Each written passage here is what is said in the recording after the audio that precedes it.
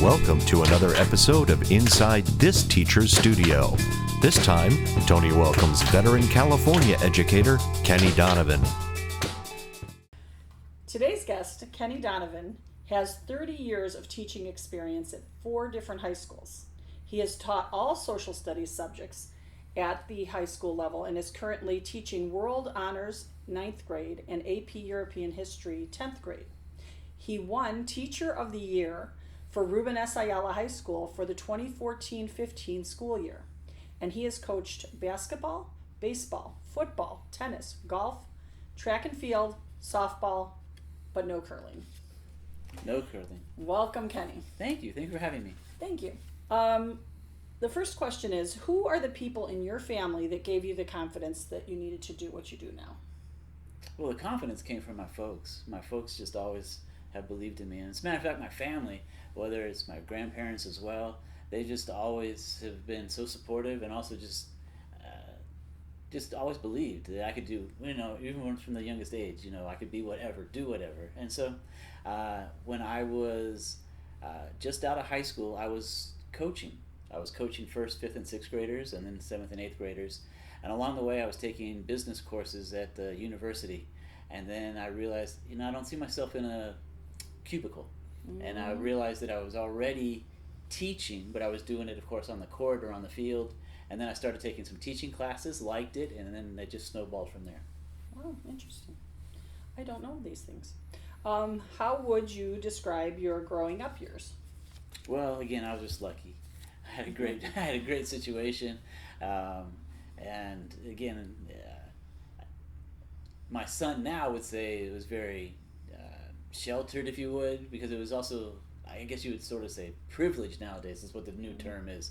I was just so lucky that even as we were getting together to meet today, I was telling my wife and son, I'd go get to see my family in Florida. That was my mom's side of the family, and we would do that in the summer, and so getting a chance to travel, just to do things was sort of the normal.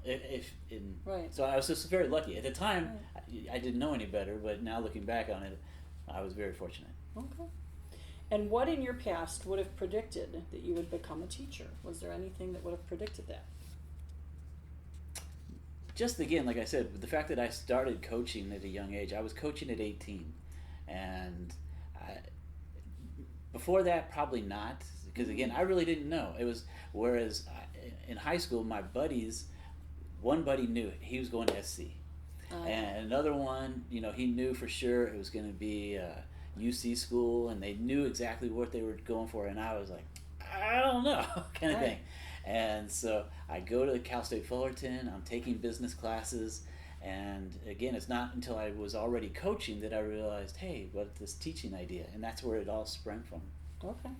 Who were some of the mentors who influenced your teaching style once you became a teacher?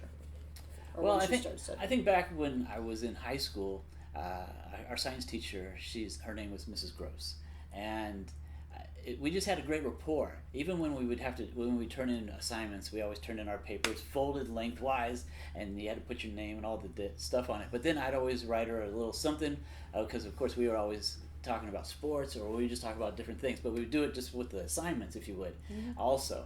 And again, just having that rapport, and so I tried to have that with students as well, obviously, and again, just trying to keep it positive. I think more it's when you start teaching, you start to figure out what works for you. And for everyone, it's going to be a little different. But that's... Do you remember any other moments of mentoring or things that you saw where you were like, oh? Well, I remember also just, again, we learn from things that don't work. Yeah. The things that don't work. And I just remember, just like most teachers, when you first start, you just have all this knowledge, and you just think, well, the students are going to sit and they want to absorb, and it was just like, okay, they don't. The bad news is no. When I started at Servite, which is a private school, and of course there was more discipline, if you would, at the school. But then I went to a public school, Azusa High School. And then I realized, they're not as interested, they're not just wanting to sit and absorb or anything. And then I had to learn how to teach. Yeah. I learned the subject more so at the first school, and then I really learn more about the teaching side of it once I got to the public side, and realized that there's a lot more, again, of being able to have them engaged. And also just things like, for when you first get started, they're always so interested in what is your behavioral plan, what is your strategies for the classroom. And it really comes down to good teaching. When you have good teaching, you don't have behavioral problems. Yeah. And so all those steps that you have to have, where warning, no, it's all about the teaching side of it. And then, like I say, everything just takes care of itself. And also just things like, you want to set up win-win situations. And I say this when I'm working with like student teachers and stuff. And so like when you tell a student, to be quiet, it's this win-loss. They're quiet, you won, they lost. Or if you tell them how they have to move, again, you want to set up a win-win. And so I've learned, again, this just comes from time. And so what you realize is, I can just look at a student and I can just point at an empty desk kind of thing. And I'm not even saying anything, but they get it. Do you want to move? And then they're like, oh, kind of thing. And then it's all, and then we're just back into the lesson. And so it's a minimalist kind of approach, and a way of thinking about not absolutely being confrontational. Because once you start escalating, next thing you know, that's just it. It's just escalating. And it was just a small little nothing thing, because kids are going to be kids, and that's just natural. And do you find... But that's only after, again, having done this. And do you feel like your class is well behaved, and that they do present themselves in a kind of civilized way? Oh, absolutely. Yeah. But that's where, again, this is 30 years after the fact. This isn't when you first... That's the hard thing. When you first get started, you just think, everyone's going to sit, everyone wants to just absorb, and then it's only after time that you realize how to better... Okay, so this question kind of relates, but you can get into other things. What factors make your work successful?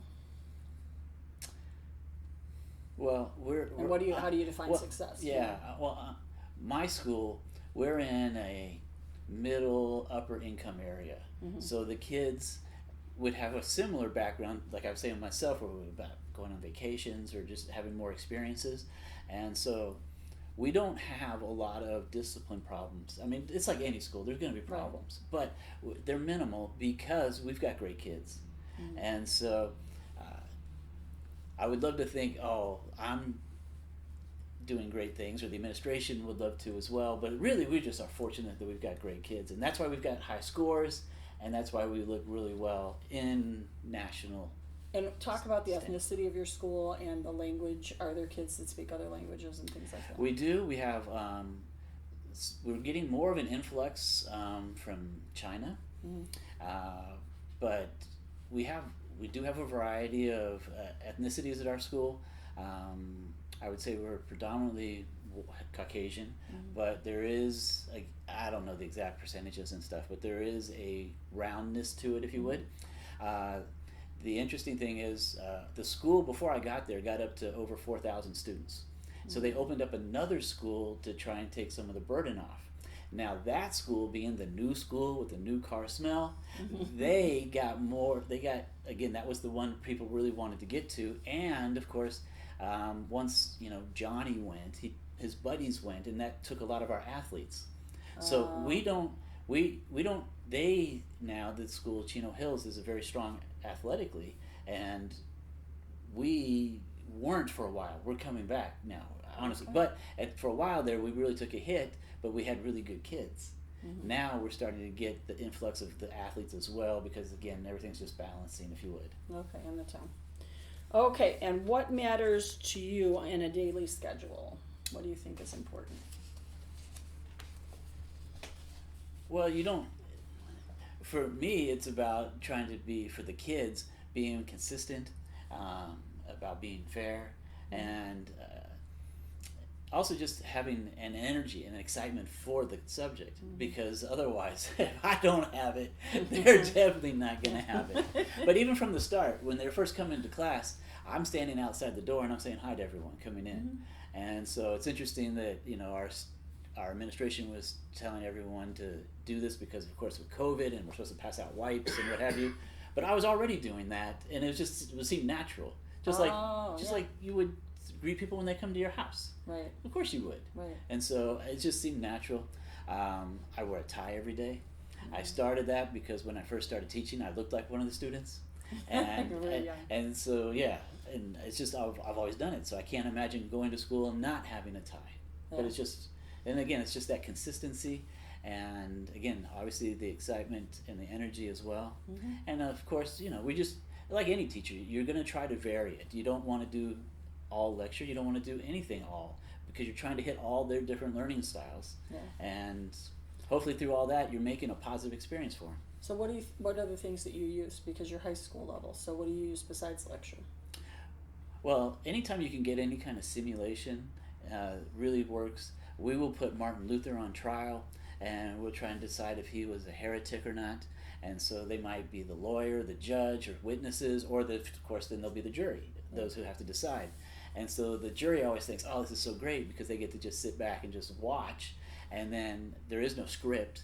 But then the thing is, once they're done with the trial, then the actors, if you would, the volunteers go outside. Now the jury gets to just deliberate. And this is where it really gets interesting, because, some will be so animate that he can say whatever he wants. He can do whatever he wants. And then others will be like, no, because that's what a heretic. Anyways, and so it gets a chance for them to realize, just if so many times you take it for granted that kids have an understanding of whatever it is. Mm-hmm. Even something that's more recent is like the Vietnam War. Mm-hmm. But then you realize, all right, they weren't even born. Yeah. They don't have anything to connect with it. So unless you can do a simulation or show a little clip of something, just so that they can get a sense of what it is, that they can link to and understand better. Okay. What is one disaster that maybe you had while you were teaching that you wish you could go back and change? Well, I was telling you before about the win-win situation. I had, when I was at Azusa High School, and I'm just still newer to teaching, and I had a student, and he wasn't very motivated at all, and he was just having one of those days where he was determined he was going to talk, and I was trying to get him to focus. And so I had told him, all right, I got another seat, and he wasn't going to move. And he was determined he wasn't moving, and I was just like, now I set up that win-loss that I was telling you about. And it did escalate, and then next thing he said things he shouldn't have, and and it just, next thing we're having a meeting in the assistant principal's office, and here's a kid who's ending up gonna get suspended because of what he said, because he wasn't at first focused and listening and stuff. And then I realized, all right, yes, he was wrong, but I was wrong. And that's where, again, it had to be a change. And that's when I realized. Yeah, that is a very good example. Let's see. Why do you trust young people? Or do you trust young people? Well, it depends on what you're saying and meaning by trust. I say that because, as I said, I teach AP European history, and these are kids who are usually, and they are more motivated because they want to get college credits, because they know if they do well on the test that this can add towards college. But having said that, there's also the pressure of being in an AP class, and these are students who are used to always getting A's, and so then there could be, feel the need to cheat, and so when you say trust, I'm trusting that they're going to put the hour in every night that I ask them to do. Mm-hmm. But in regards to other things, then it's like any teacher. You're going to do things to make sure, because the temptation might be there for them. Right. And so whether it's, being active monitoring during a test, I've even done it where the students would pull out paper to write the essay because they'd write it in class. Yeah. And then realizing that some students might be looking to have notes or cut corners. Next thing, I showed up and I had got my paper, which is colored. And so that no one's coming into class with purple paper or whatever I happen to have, because I realized I might have some students looking to cut corners, if you would.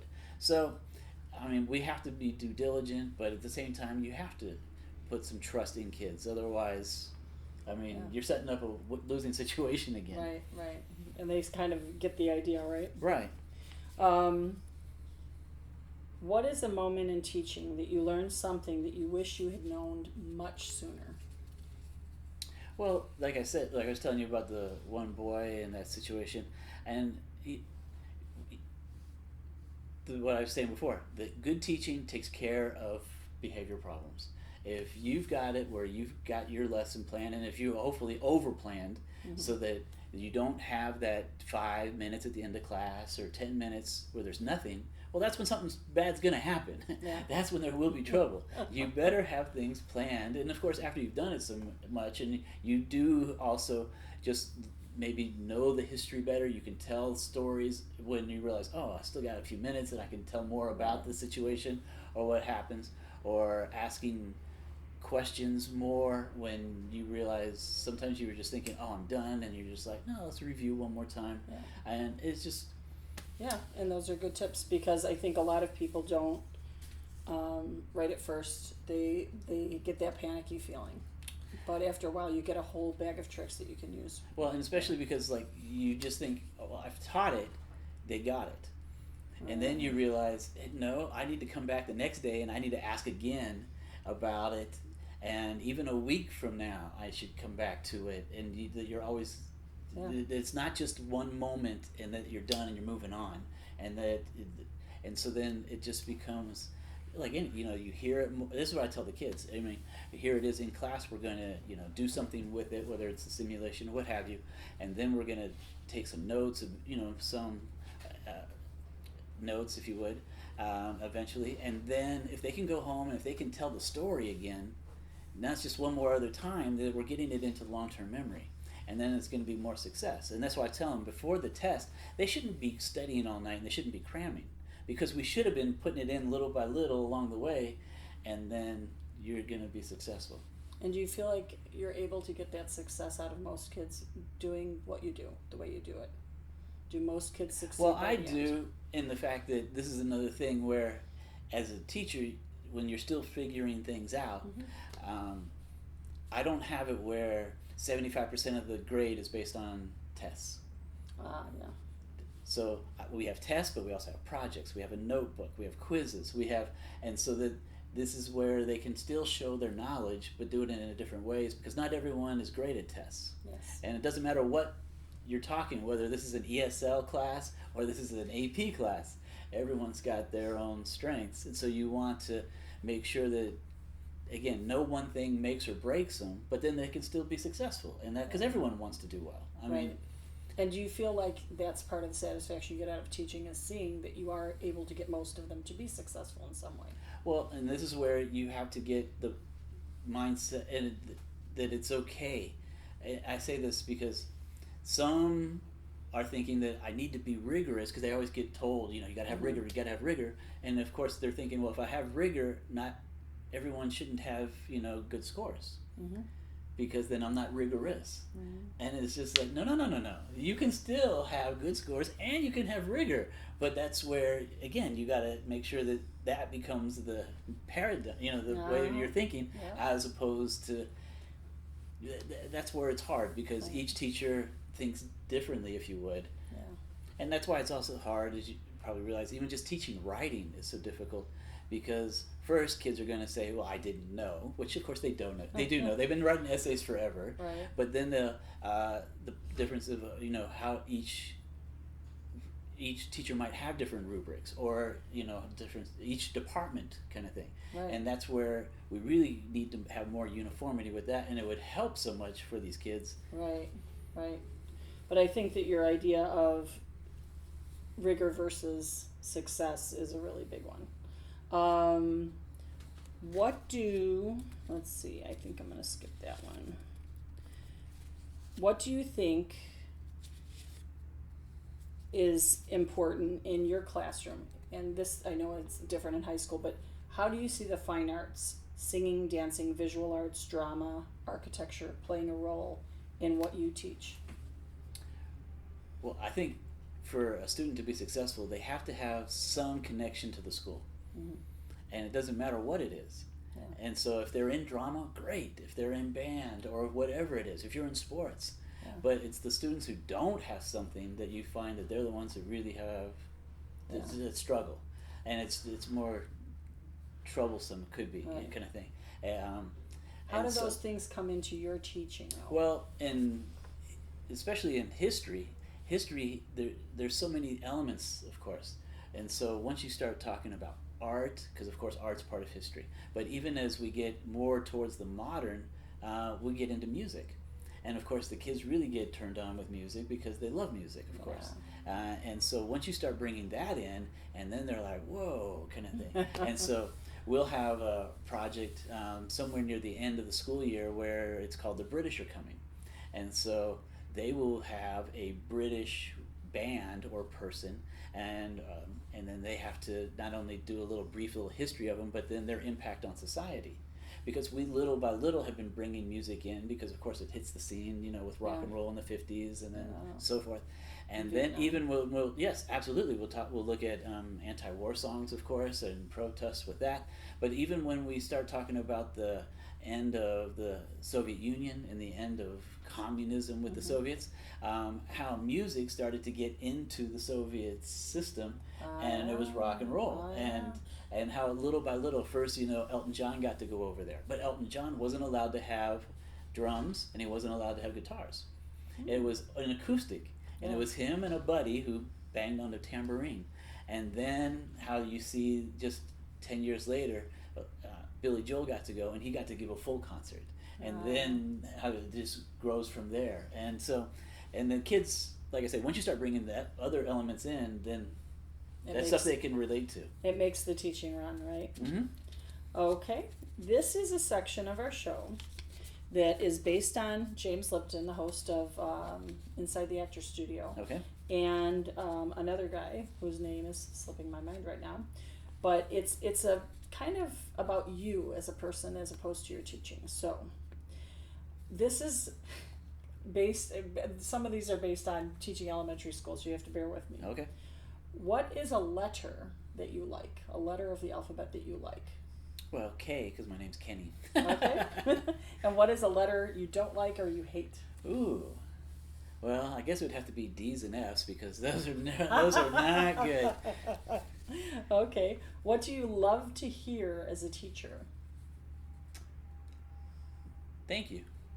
Oh, nice. And whether it's at the end of a lesson, some of the days, as the kids are leaving, the students will just say, "Thank you, Mr. Donovan," and I always thank them, because they, they were listening, they were participating and stuff, and even more so, obviously, just students who come back, and they've had me, and now they've gone on to other classes, and then they'll come back and, "Oh, do you still do blah blah blah?" Or "Thank you again for helping me with my writing," or whatever it happens to be, and it's so nice to see them. And it can be the smallest of gestures, whether that's just they hand you a note, which is just a thank you note, of course. A student last year came up to me, "Mr. Don, what's your favorite candy?" And I was just like, "Oh, hot tamales." And of course, the next day he comes and he's got 2 boxes of hot tamales. He goes, "I just want to thank you again for being my teacher." Aww. And I had him a couple of years ago. And that's great. Yeah, and so that's so nice. Yep. And what is something that you hate to hear as a teacher? Can't. But I can't. And the other thing that the kids will start to mimic, because I'll say it so many times, is that they're in charge. And so, whether I was telling you before about how they have projects, and so they can show off their knowledge, and a lot of times they get it, and they're just like, "Mr. Donovan, what do we do?" kind of thing. And I have a reminder, you're in charge. And so it's very open. Right. There are parameters, but it's more open, and like I told them many times, the more you put in, the more you're going to get. And that's going to go for your grade, but also your knowledge.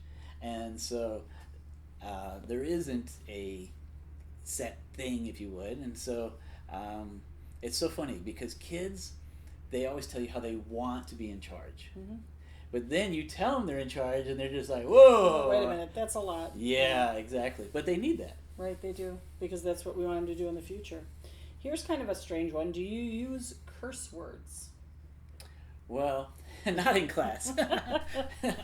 But I've coached along the way, as you mentioned, And so in my younger days of coaching, yeah, I was pretty boisterous. Pretty fond of the curse words. Well, and again, it was never directed at anyone. It was just that you would get so heated in the moment, and of course, I look back and I'm just like, oh, that kind of thing. And so now I've assisted and still will coach, but it's more like he's the old gentleman on the bench or wherever, right. And it's just more.